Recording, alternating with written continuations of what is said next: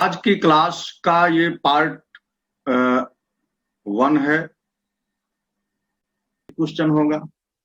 तो चलिए हम लोग आज स्टार्ट करते हैं नंबर सिस्टम की बात।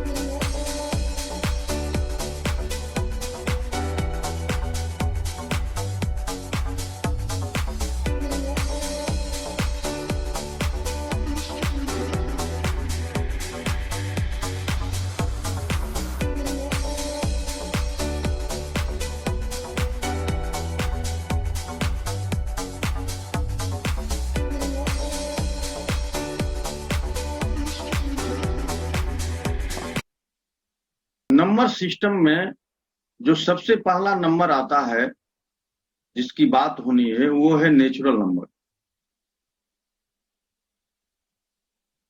और इसको हिंदी में प्राकृतिक संख्या कहते हैं। और ये प्राकृतिक संख्याएं कहाँ से शुरू होती हैं? देखिए, ये 1 से शुरू होकर के और ये इनफाइनाइट तक जाती है। यानी सबसे बड़ी प्राकृतिक संख्या क्या होगी ये कोई नहीं बता सकता, लेकिन सबसे छोटी प्राकृतिक संख्या क्या होगी ये आप बता सकते हैं, और वो है 1। 1 सबसे छोटी प्राकृतिक संख्या है, लेकिन सबसे बड़ी प्राकृतिक संख्या क्या होगी ये नहीं बताया जा सकता। अब देखिए, ये जो प्राकृतिक संख्या है इसको हम लोग कुल 3 पार्ट में बांट लेंगे। यहां से 3 बातें निकलती हैं। एक बात निकलती है प्राइम नंबर की, यानी इसको अभाज्य संख्या कहते हैं हिंदी में, और इसी को रूढ़ संख्या भी कहते हैं। इसको प्राइम नंबर अंग्रेजी में अभाज्य संख्या और रूढ़ संख्या इसी को कहते हैं। और दूसरी तरफ है, दूसरा है अकेले ए 1, और ये तीसरा है भाज्य संख्या। भाज्य संख्या को अंग्रेजी में कंपोजिट नंबर बोलते हैं,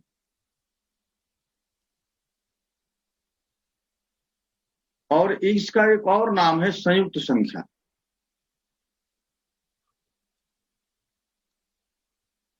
और एक और नाम से जानी जाती है यौगिक संख्या। तो कुल ये 3 तरह के नाम से जानी जाती है, और ये 2 तरह। तो पूरी प्राकृतिक संख्याओं को ये 3 पार्ट में हम लोग डिवाइड कर सकते हैं। अब ये जो प्राकृतिक संख्या है, प्राइम नंबर है, ये 2 से स्टार्ट होता है। 2, 3, 5, 7, 11, 11 के बाद 13 आएगा, 13, 17, 19, 23, और इस तरह से आगे। तो सबसे छोटी जो भाज्य संख्या है, अभाज्य संख्या है, वो 2 है। 2 से छोटी अभाज्य संख्या नहीं होती।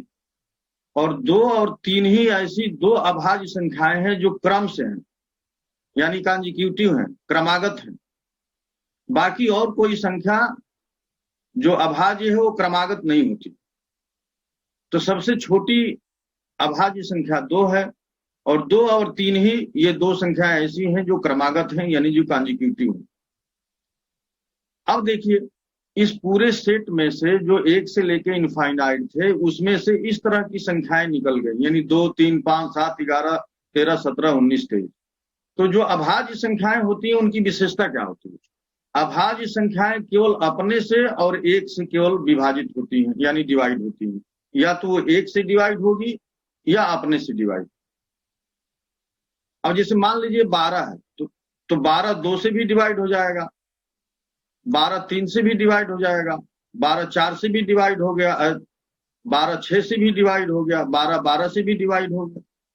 तो 12 को डिवाइड करने वाली तो इतनी संख्या है, तो 12 अभाज्य संख्या नहीं होगी, 12 अभाज्य संख्या नहीं होगी। 12 अभाज्य संख्या क्यों नहीं होगी? क्योंकि ये कई संख्याओं से विभाजित हो रही है। जबकि अभाज्य संख्या होने के लिए क्या जरूरी है कि वो 1 से और स्वयं से विभाजित हो। तो जैसे 13 है, तो 13 और किसी से संख्या से नहीं विभाजित होगी। 13 या तो 13 से विभाजित होगी, 13 या तो 1 से विभाजित होगी। तो ऐसी संख्याएं जो खुद से और एक से विभाजित होती हैं उनको अभाज्य संख्या या प्राइम नंबर कहते हैं। अब देखिए, अब इधर जो दूसरी तरफ है भाज्य संख्या, उसमें से एक निकल गया, तो एक न तो भाज्य संख्या है और न ही अभाज्य संख्या। तो एक ये आप लिख सकते हैं, एक न तो अभाज्य संख्या है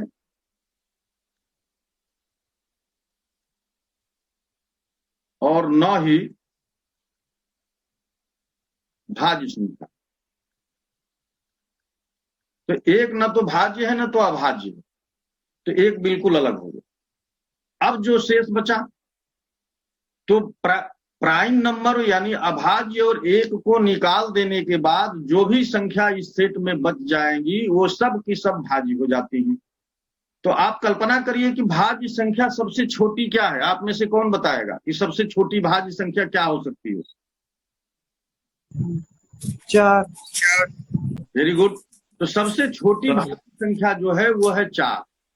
4 से छोटी भाज्य संख्या नहीं है। 4 के बाद देखिए 6 आएगा, 6 के बाद 8, 8 के बाद 9, 9 के बाद 10, 10 के बाद 12, 12 के बाद 14, 15, इस तरह से। तो भाज्य संख्याएं वो होती है, सबसे छोटी भाज्य संख्या हो गई, सबसे छोटी भाज्य संख्या 4 हो गई। 4 से छोटी भाज्य संख्या नहीं होती, क्यों?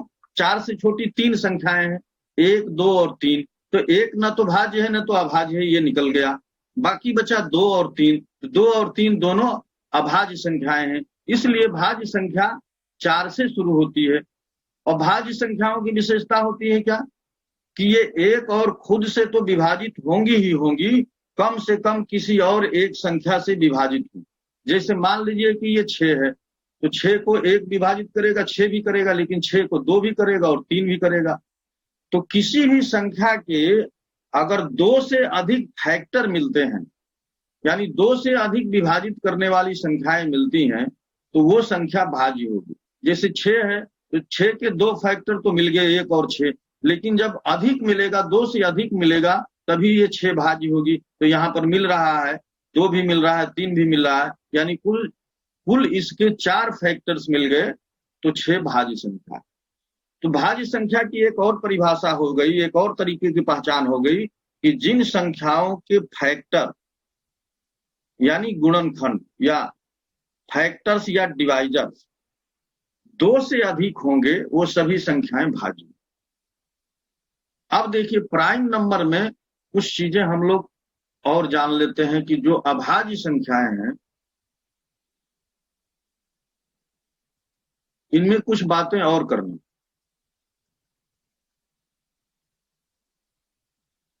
अभाज्य संख्या में एक बात और आती है, को प्राइम नंबर की। को प्राइम नंबर को हिंदी में सह अभाज्य संख्या कहते हैं।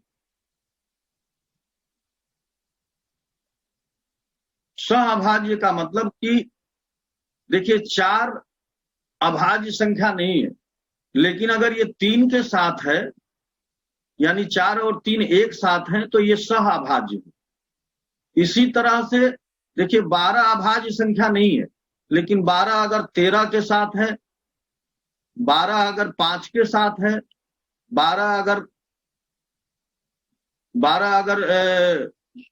ये 11 के साथ है, तो ये सभी सह अभाज्य हो जाएंगे। तो 2-2 का पेयर तो ये सह अभाज्य होता ही है। 2 से अधिक का भी पेयर हो सकता है। तो देखिए जैसे 2 है, 3 है, 5 है, 7 है, 11 है, 9 है, ये सारी, ये इतना बड़ा भी ये सह अभाज्य हो सकती है, साथ साथ ये सभी अभाज्य। सह अभाज्य का मतलब होता है कि ऐसी संख्याओं का पेयर जिनका मौसप यानी HCF 1 हो। तो देखिए 2 का, 3 का, मान लीजिए यहाँ 9 ले लीजिए, यहाँ 11 ले लीजिए, इनका मौसप निकालेंगे तो आपको 1 मिलेगा। मौसप क्या होता है? जो इन सभी संख्याओं को विभाजित कर सके। तो 1 के अलावा और कोई मौसप इनका हो नहीं सकता। तो जिन संख्याओं का मौसप यानी HCF 1 हो, जिन सेट ऑफ नंबर्स का मौसप या HCF 1 हो, वो सारे सेट ऑफ नंबर सह अभाज्य यानी को प्राइम नंबर कहलाए। अब इसमें एक और कंसेप्ट ये आता है ट्विन प्राइम का। ट्विन प्राइम माने जुड़वा अभाज्य संख्याएं। तो जो अभाज्य संख्याओं के बीच 2 का अंतर हो, जैसे 3 और 5 है तो इनके बीच 2 का अंतर है। देखिए 5 में से 3 बार गया 2, तो जिन 2 अभाज्य संख्याओं के बीच 2 का अंतर होता है, जैसे 5 और 7, यहाँ भी 2 का अंतर देखेंगे। जैसे 11 और 13, यहाँ भी 2 का अंतर देखेंगे। जैसे 17 और 19, यहाँ भी 2 का अंतर देखेंगे। जहाँ 41 और 43, यहाँ भी 2 का अंतर देखेंगे। तो ये सारी संख्याएं जो सारी ये पेयर्स हैं, 17 और 19, 41 और 43, 5 और 7, 11 और 13, इस तरह के और ढेर सारे पेयर्स मिलेंगे। अगर इनके बीच में 2 का अंतर है तो ये सभी ट्विन प्राइम कहलाते हैं, यानी जुड़वा अभाज्य संख्याएं। इनको जुड़वा अभाज्य संख्याएं कहते हैं। एक इसमें और महत्वपूर्ण बात होती है प्राइम नंबर के साथ कि अगर 9 अभाज्य संख्याओं को जोड़ा जाए तो वो जो जोड़ है वो बड़ा ही फैंटास्टिक आता है, बड़ा ही इंटरेस्टिंग संख्या मिलती है। तो 9 अभाज्य संख्याएं क्या है? 2 है, 3 है, 5 है, 7 है, 11 प्लस 13 प्लस 17 प्लस 19 प्लस 23।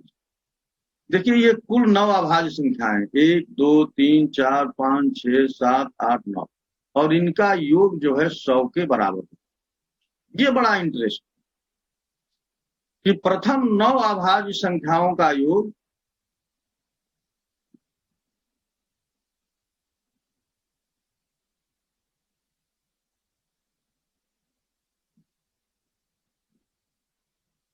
सौ होता। प्रथम 9 अभाज्य संख्याओं का औसत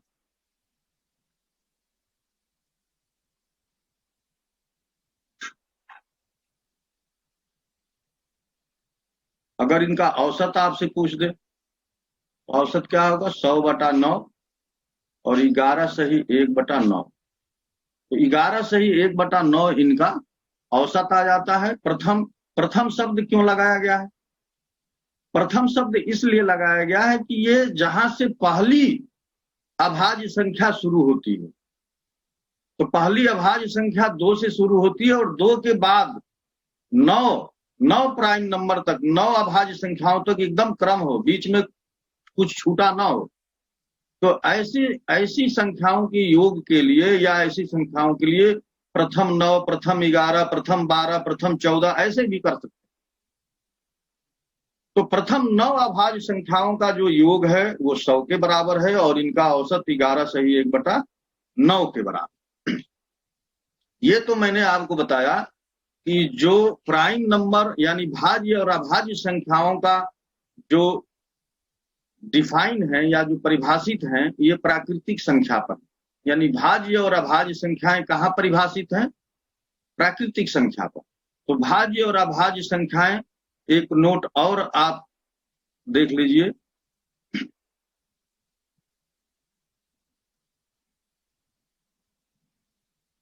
भाज्य और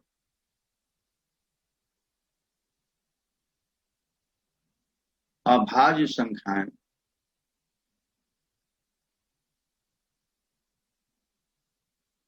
प्राकृतिक संख्या पर या प्राकृतिक संख्याओं पर परिभाषित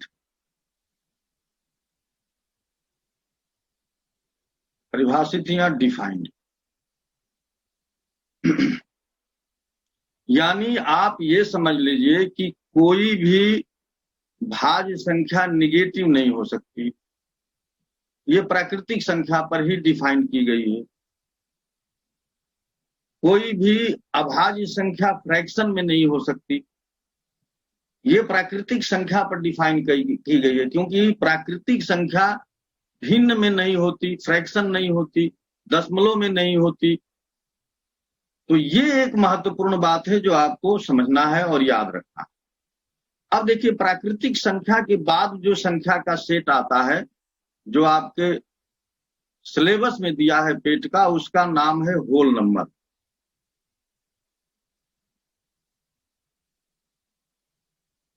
और होल नंबर को हिंदी में आप कहेंगे तो इसको आप कह सकते हैं कि पूर्ण संख्या।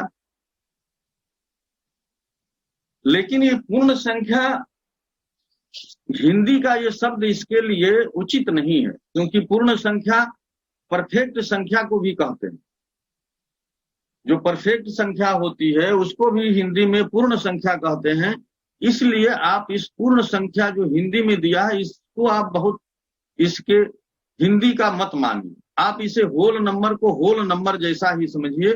अब होल नंबर कोई बहुत बड़ी बात नहीं है, ये बहुत आसान चीज है। ये क्या है कि जो प्राकृतिक संख्या है वो 1 से शुरू होती है, और जो होल नंबर है वो 0 से शुरू होता है। बस इतना से फर्क, 0 का फर्क है। अगर किसी संख्या के सेट में जो प्राकृतिक संख्या है उसमें 0 और जोड़ देंगे तो ये होल नंबर बन जाएगा। तो होल नंबर में सबसे छोटी संख्या क्या है? 0।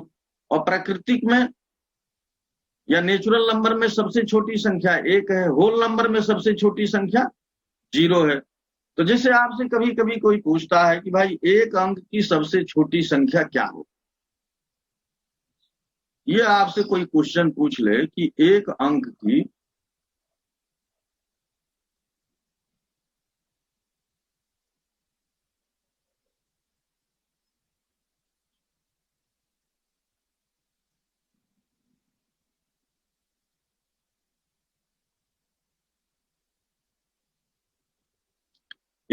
की सबसे छोटी संख्या क्या है, तो आप में से क्या इसका जवाब देंगे? कोई बताए।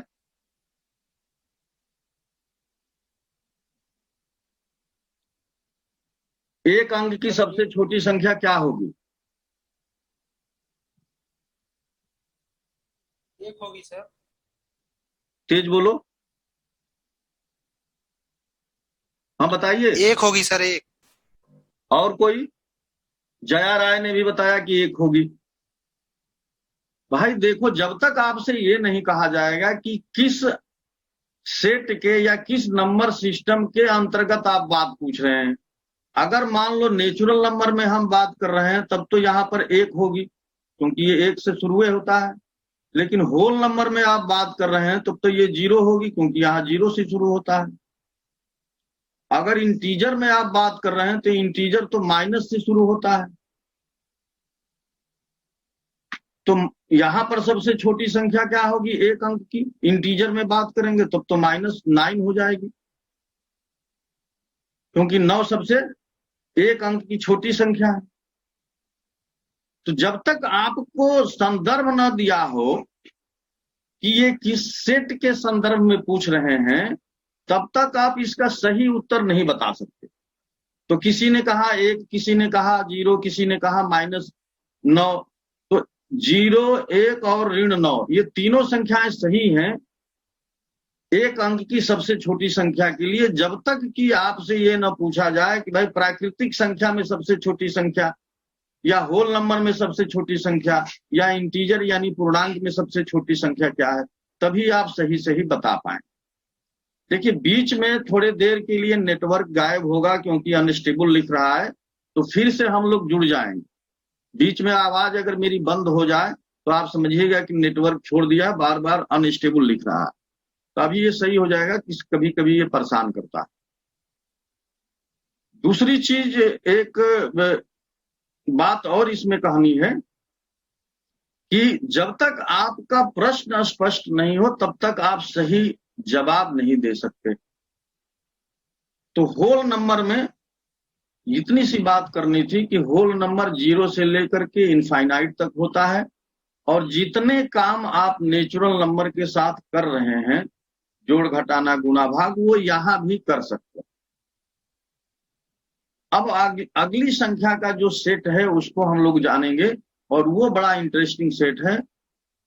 उसको हम लोग कहते हैं पूर्णांक, अंग्रेजी में इसे इंटीजर कहते हैं। और इसको कैपिटल जेड से या कैपिटल आई से इसे दिखाया जाता है। तो इसमें जो संख्याएं होती हैं वो देखिए माइनस इनफाइनाइट से लेकर के -3, -2, -1, 0, 1, 2, 3 और ये प्लस इंफिनिटी तक रहा। यानी आप ये देखिए कि ये जो पूर्णांक है इसमें सारे के सारे, देखिए यहां से आप ध्यान से देखिए कि यहां से ये नेचुरल नंबर का सेट हो गया, यानी नेचुरल नंबर हो गया। अगर आप इसी को यहां से लेते हैं यानी 0 से लेते हैं, इधर करते हैं तो यही आपका होल नंबर हो गया। तो ये होल नंबर हो गया 0 से लेने पर, और 1 से लेने पर नेचुरल नंबर, ये पूरा इसमें समाया हुआ है। उसके अलावा आप देखिए कि उसके अलावा ये जो माइनस वाली संख्याएं हैं, ये जो ऋण वाली संख्याएं हैं,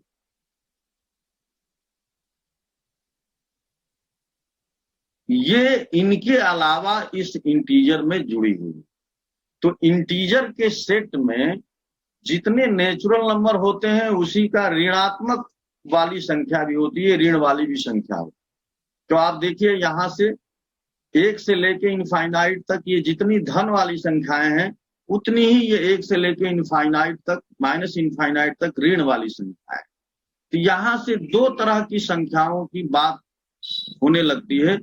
पहला होती है धनात्मक धन पूर्णांक संख्याएं,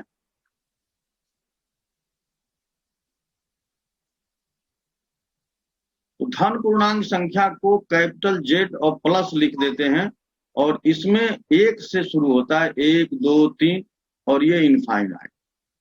तो जो धन पूर्णांक या धनात्मक संख्याएं जो हैं या धन पूर्णांक हैं, ये वास्तव में प्राकृतिक संख्याएं ही हैं। तो धन पूर्णांक संख्या को प्राकृतिक संख्या भी कहते हैं, यानी नेचुरल नंबर को एक और नाम से आप जान सकते हैं धन पूर्णांक, और दूसरा है ऋण पूर्णांक।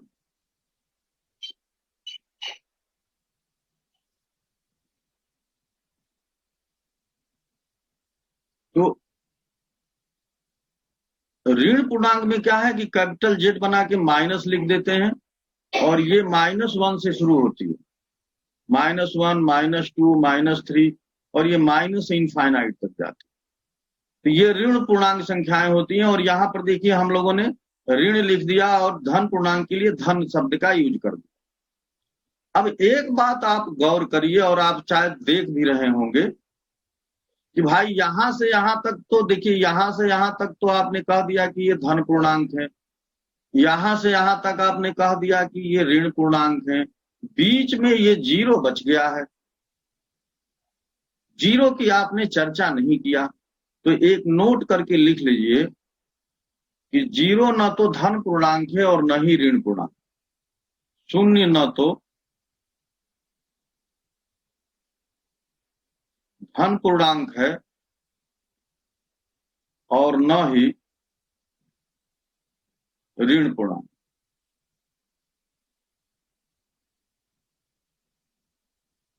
शून्य न तो धन पूर्णांक है न तो ऋण पूर्णांक, सिर्फ शून्य सिर्फ पूर्णांक है, शून्य केवल पूर्णांक, ये धन और ऋण के चक्कर में नहीं। तो शून्य केवल पूर्णांक संख्या है, ये न तो धनात्मक है न तो ऋणात्मक है। तो शून्य को न तो धनात्मक संख्या में आप देख रहे हैं कि है और न ही ऋणात्मक संख्या में। अब देखिए जो ये इंटीजर होता है, इंटीजर का सेट, या जिसको हम लोग पूर्णांक कह रहे हैं, इसी सेट पर सम और विषम संख्या परिभाषित है। सम माने इवन और विषम संख्याएं, विषम माने आर, परिभाषित।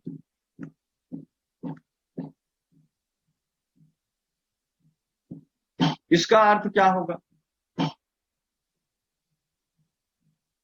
इंटीजर पर ही सम और विषम संख्याएं परिभाषित हैं। सम संख्या किसको कहेंगे? Even number. सम संख्या वो है जो 2 से विभाजित हो,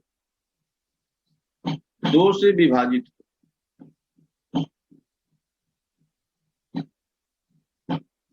अब कोई संख्या सम है कि नहीं ये जानने के लिए किसी संख्या के इकाई के स्थान पर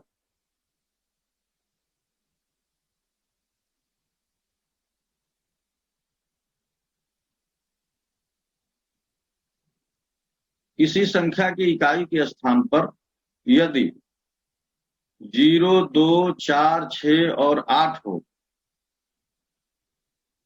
तो वह संख्या सम होगी। तो आपको भाग देने की भी जरूरत नहीं है। आपको क्या देख लेना है कि उसके इकाई के स्थान पर इनमें से कोई अंक है कि नहीं। जैसे मान लीजिए कि हमने 12 लिख दिया तो ये सम है, हमने 132 लिखे ये भी सम है, हम 446 लिख दिए सम, 158 लिख दिए सम, या 1000 लिख दिए सम। तो आपको क्या देखना है? सिर्फ इकाई के स्थान पर कौन अंक है। देखिए इकाई के स्थान पर यहाँ 2 है, यहाँ भी 2 है, यहाँ 6 है, यहाँ 8 है, यहाँ 0 है। तो इकाई का अंक आपको देख लेना है। अगर 0, 2, 4, 6, 8 में से कोई अंक है तो वो सब संख्याएं सम होंगी। विषम संख्या क्या होगी? तो ये जो विषम संख्याएं होती हैं जो 2 से विभाजित नहीं होती,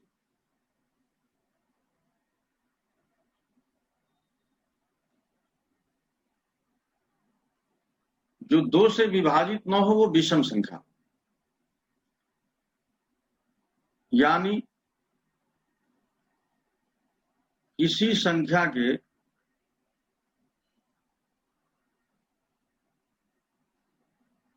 इकाई के स्थान पर यदि 1, 3, 5, 7, 9 रहे तो वह संख्या विषम हो। तो आपको ये नहीं चेक करना है, 2 से भाग नहीं देना है, बल्कि आपको क्या कर लेना है? उसके इकाई के अंक को पहचान लेना है। जैसे मान लीजिए कि 1003 लिख दिए, या 519 लिख दिए, या 787 लिख दिए,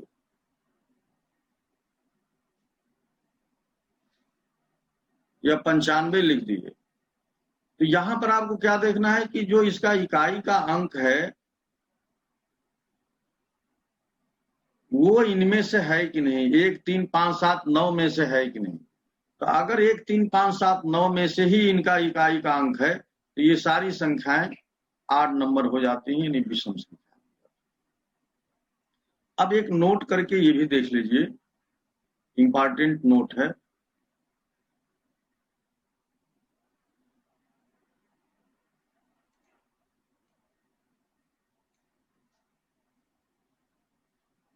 कि -2 और 2 या -6 और 6, -8 और 8, ये सब के सब सम संख्या है। माइनस वाली और प्लस वाली ये दोनों संख्याएं सम होती हैं। इसी तरह से -3 +3, ये -7 + 7, -9 + 9, ये जितनी संख्याएं हैं ये सब विषम होती हैं। यानी प्लस और माइनस दोनों संख्याएं सम और विषम होती हैं। देखिए ये 3 प्लस भी विषम है और 3 माइनस भी विषम है, 7 प्लस भी विषम है, 7 माइनस भी विषम है। इसी तरह से कोई भी जो विषम संख्या है उसका माइनस भी और प्लस दोनों विषम होते हैं। ये आप दिमाग में रखिए। ये मत दिमाग में रखिए कि केवल 2 सम संख्या है, -2 भी सम संख्या है। आप कहेंगे 22 सम संख्या, -22 भी सम संख्या। इसी तरह से 23 विषम संख्या है तो -23 भी विषम संख्या है। ये दोनों होती हैं, प्लस और माइनस दोनों संख्याएं सम या विषम होती हैं। अब देखिए इनके ऊपर कुछ हम लोग जो 4 फंडामेंटल ऑपरेशन है, 4 फंडामेंटल ऑपरेशन, इनको हिंदी में 4 मूल संक्रियाएं,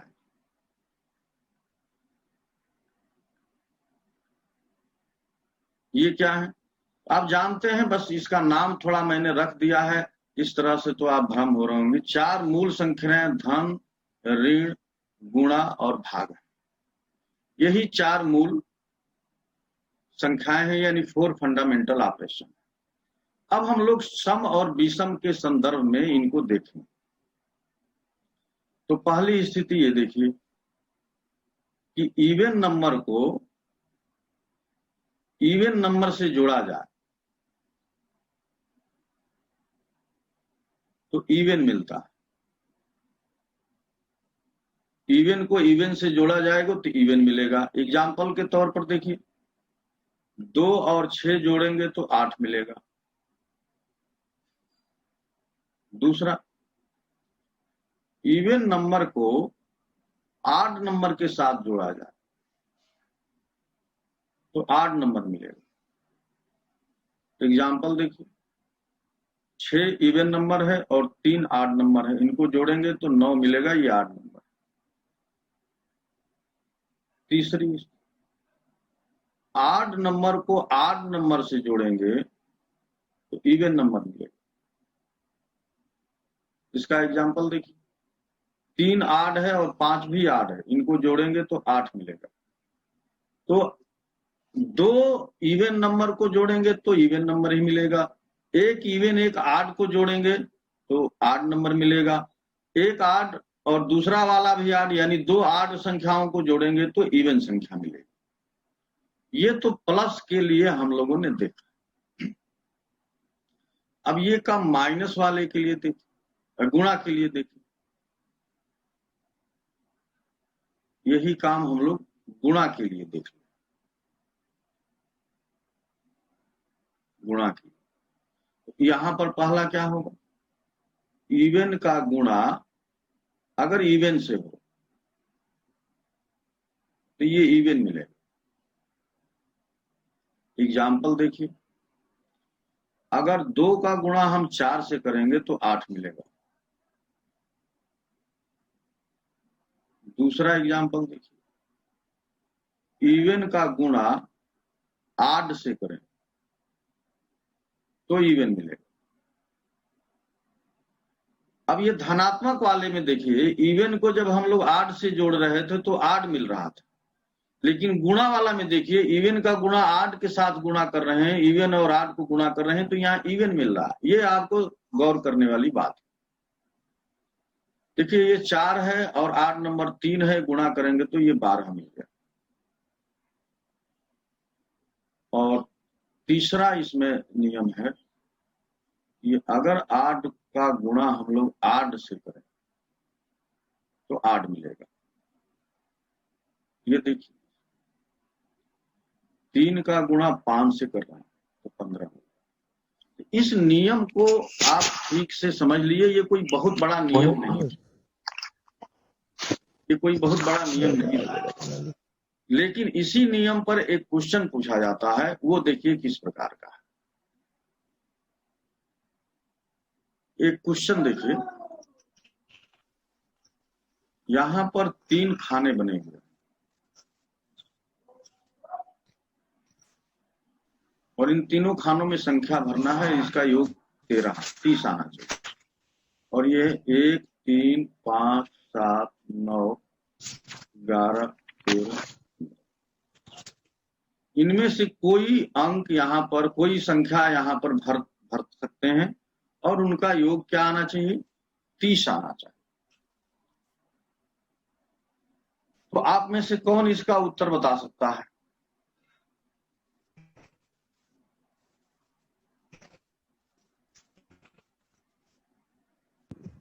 सर सर 3 संख्या आड रहेगी तो उसका आंसर इवन नहीं होगा।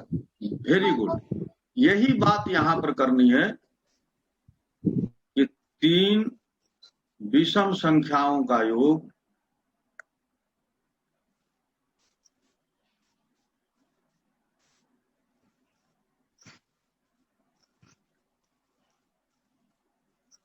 तीन विषम संख्याओं का योग सम संख्या नहीं होता।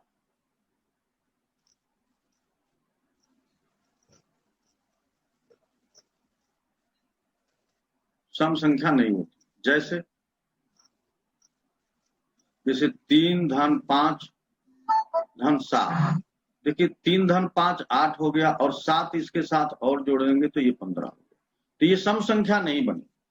2 विषम संख्याओं का योग तो सम संख्या है, लेकिन 3 विषम संख्याओं का योग सम संख्या नहीं है। लेकिन 3, अब यहां पर नोट करके लिखिए,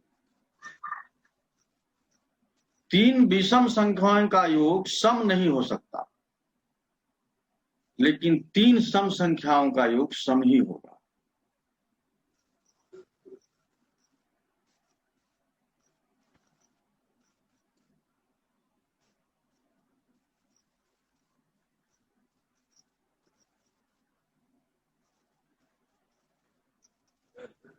जैसे देखिए 4 धन 6 धन 8, ये 18 और 18 भी सम संख्या, जबकि 3 विषम संख्याओं का योग सम नहीं हो सकता।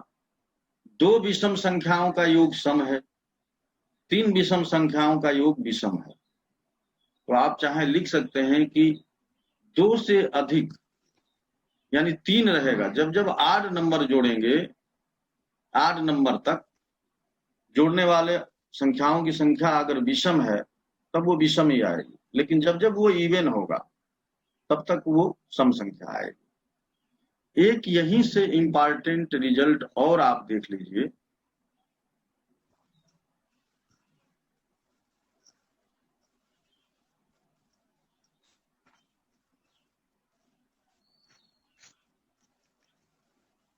पहला रिजल्ट है, अगर इवन कोई संख्या है और इसका पावर भी इवन है, यानी घात भी इवन है, तो जो संख्या मिलेगी वो भी इवन मिलेगी। एग्जाम्पल देखिए, 2 कैसी संख्या है? इवन है। इसका पावर हम 4 कर दिए तो यहाँ पर 16 मिल रहा है, तो ये 16 भी इवन है। और दूसरी तरफ 8 संख्या है और इसका पावर भी 8 है, तो यहाँ पर जो संख्या मिलेगी वो भी 8 मिलेगी। एग्जाम्पल देखिए, 3 है और 3 का पावर 3 है, 3 8 है और इसका पावर भी 8 है, तो यहाँ आपको क्या मिलेगा? 27 मिलेगा। ठीक है, तो ये 2 महत्वपूर्ण चीजें और आपने देखा कि आड और इवन में ये बातें हो रही।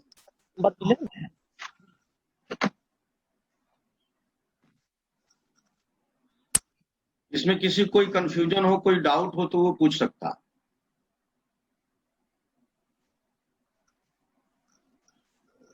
आगे चला जाए हम लोग। Yes sir. अब देखिए, हम लोग प्राकृतिक संख्या पढ़ लिए, होल नंबर पढ़ लिए और इंटीजर पढ़ लिए, 3 चीजें पढ़ ली। चौथी चीज अब हम लोग पढ़ने जा रहे हैं, वो है परिमेय संख्याएं। इसको अंग्रेजी में रेशनल नंबर कहते हैं। रेशनल नंबर को कैपिटल क्यू से दिखाया जाता है और इसकी परिभाषा बहुत दिनों तक लोगों को समझ में नहीं आती। आज आप इस परिभाषा को क्लियर कर लीजिए। रेशनल नंबर वो होंगे जो P बाई Q के रूप में लिखे जा सके। P और Q इंटीजर्स से लिए जाएंगे।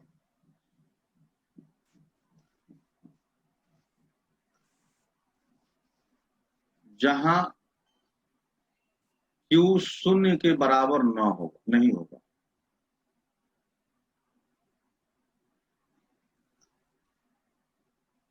ऐसे ये नंबर के सेट लिए जाएंगे, नंबर्स लिए जाएंगे जो P और Q कहां से लिए जाएंगे? इंटीजर से। इंटीजर किसको हम लोग कह रहे हैं? जेड को। जेड में कैसी संख्या है? माइनस इनफाइनाइट से लेकर के -3, -2, -1, 0, 1, 2, 3 और ये अप टू इनफाइनाइट। तो जो ये P और Q हैं वो इन्हीं में से कोई एक संख्या ली जाए और इस तरह से जो संख्याओं का समूह बनेगा उसी को परिमेय संख्या कहते हैं। अब देखिए, आवाज मत करिए, बैकग्राउंड से आवाज आ रही है।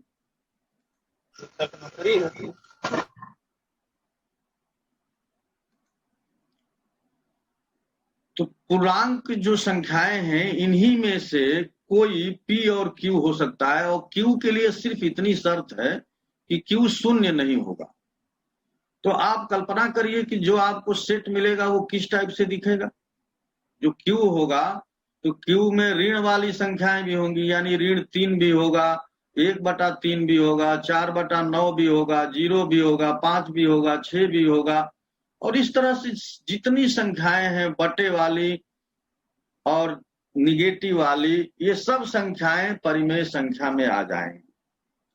अगर आपके दिमाग में यह है कि भाई 5 है, 5 को हम P/Q के रूप में कैसे लिखें? लिख सकते हैं भाई 5/1 लिख सकते हैं।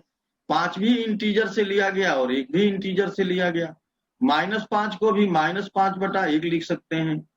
तो जितनी प्राकृतिक संख्याएं हैं सबको P/Q के रूप में लिख सकते हैं। जितने होल नंबर हैं सबको P/Q के रूप में लिख सकते हैं।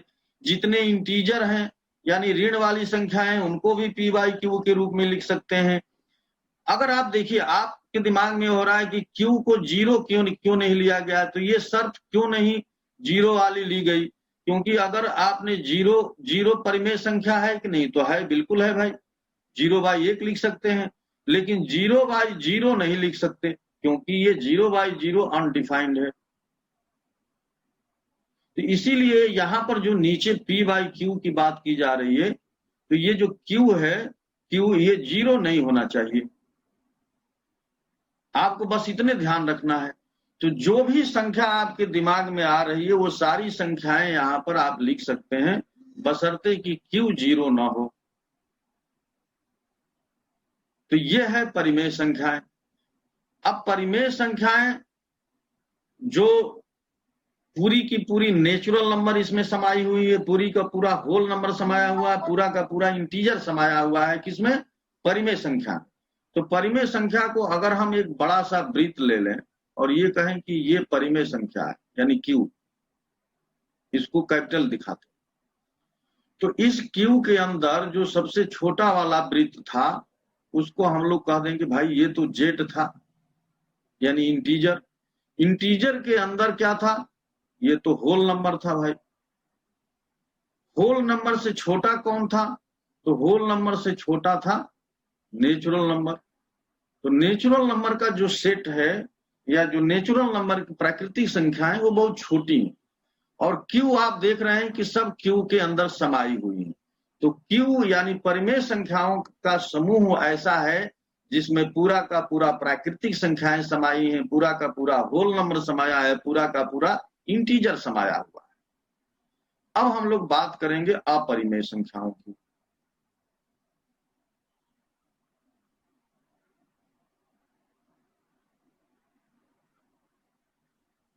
अपरिमेय संख्याओं को अंग्रेजी में इर्रेशनल नंबर कहते हैं और इसको Q' से प्रयोग दिखाते हैं। और इसमें इसकी परिभाषा यह है कि जो संख्याएं परिमेय न हो, जो संख्याएं परिमेय न हो, अपरिमेय संख्याएं कहलाती हैं।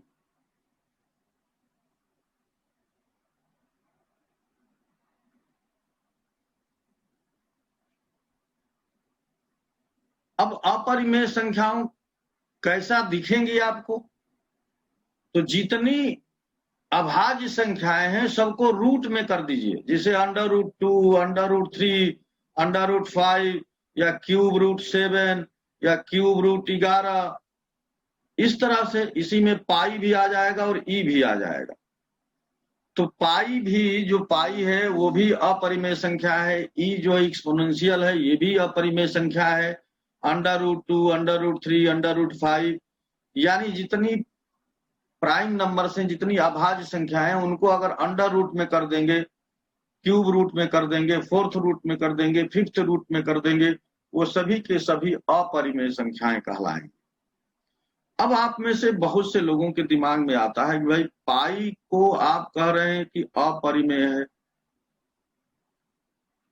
लेकिन 22/7 जो है ये परिमेय संख्या है।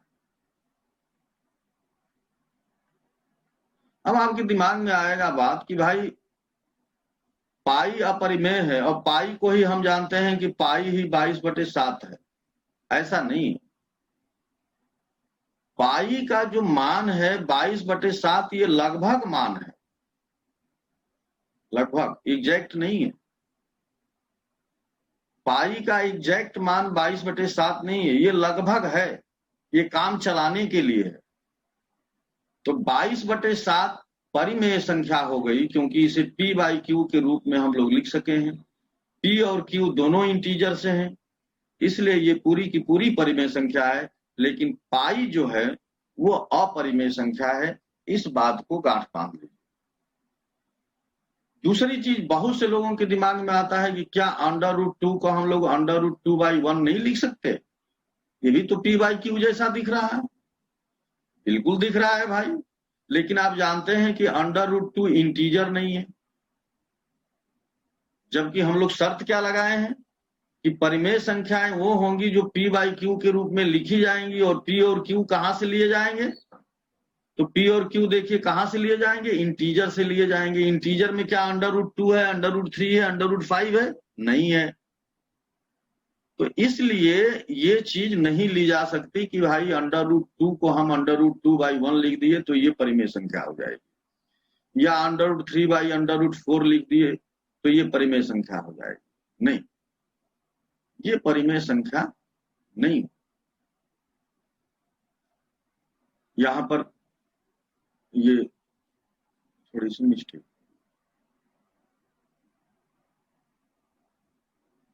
यहां पर मान लीजिए ये परिमेय संख्या नहीं है, ये सब की सब अपरिमेय संख्या। अब आती है लास्ट में जो नंबर का सेट आता है, और वो है 5वां नंबर, उसी को वास्तविक संख्याएं कहते हैं, और अंग्रेजी में इसे रियल नंबर,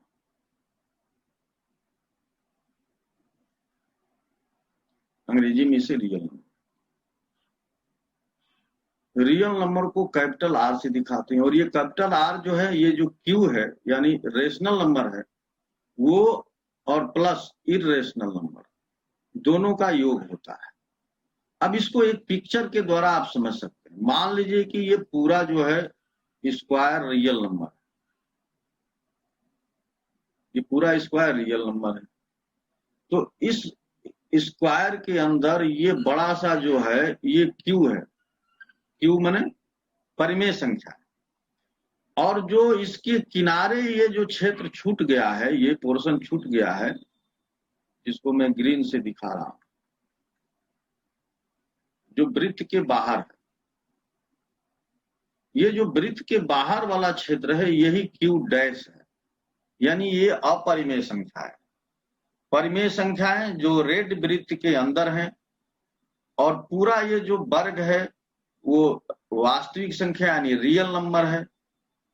तो ये जो ग्रीन वाला पोर्शन है ये अपरिमेय संख्या है। तो परिमेय और अपरिमेय संख्याओं का योग ही वास्तविक संख्या बनता है, यानी रियल नंबर बनता है। अब थोड़ी सी बात और हम लोग कर लेंगे, बस वीडियो अब खत्म करेंगे। देखिए, कोई भी परिमेय संख्या को अगर अपरिमेय संख्या से जोड़ दिया जाए तो वो संख्या जो रिजल्ट आता है वो अपरिमेय हो जाता है। कहने का मतलब क्या है, देखिए दो परिमेय संख्या है, लेकिन दो को अगर अपरिमेय संख्या √3 से जोड़ देंगे तो ये अपरिमेय हो गई, ये अपरिमेय संख्या है, ये पूरा का पूरा। इसी तरह से मान लीजिए कि ये 10 है, 10 परिमेय संख्या है। अगर इसको हम लोग घटा दें एक अपरिमेय संख्या को, 10 में से एक अपरिमेय संख्या घटा दें, तो घटा सकते हैं ऐसे ही 10 ऋण √7 लिख सकते हैं। ऐसा नहीं है कि ये 3 यहां पर लिख देंगे, नहीं, ये जस के तस रहेगा। 3 कब लिख सकते हैं? जैसे 10 √7 हो और इसमें से 10 और इसमें से 3 √7 माइनस करना हो, तब ये 7 √7 होगा। देखिए ये अंडर रूट जो है वो 10 के साथ भी लगा हुआ है और 3 के साथ लगा हुआ है, तो ये एक जाति की संख्या हो गई। तो कोई भी संख्या किसी संख्या से तभी माइनस प्लस हो सकती है जब उनकी जाति समान हो। अगर जाति समान नहीं है, एक कैटेगरी की नहीं है, तो वो माइनस प्लस नहीं हो सकती। तो ये चीज तो यहां हो सकता है, लेकिन 10 √7 में से 3 निकाल करके 7 √7 नहीं लिख सकते।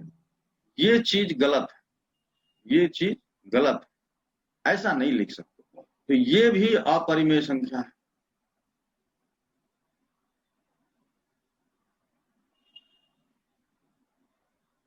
यह परिमेय संख्या है। तीसरी स्थिति, अगर मान लीजिए ये 15 है, 15 एक परिमेय संख्या, रेशनल नंबर है। अगर इसका गुणा हम 3 से कर दें, √3 से, यानी अपरिमेय संख्या से कर दें, तो ये भी अपरिमेय बन जाती है, ये भी संख्या अपरिमेय बन जाती है। चौथा है, अगर ये कोई संख्या 15 है और इसमें हम अपरिमेय संख्या से भाग देंगे, तो ये भी अपरिमेय हो जाती है। तो ये परिमेय संख्या और अपरिमेय संख्या अगर आपस में जुड़ती हैं, आपस में घटाई जाती हैं, आपस में गुणा कर दी जाती हैं या भाग दी जाती हैं, तो रिजल्ट सबका अपरिमेय हो।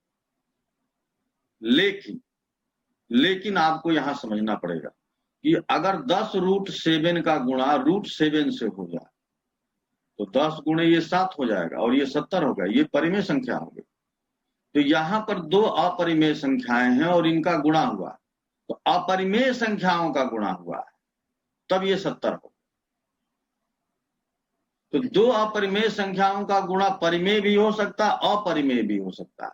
जैसे मान लीजिए √3 का गुणा √7 से कर दिए, तो ये √21 हो जाएगा, ये अपरिमेय संख्या ही है।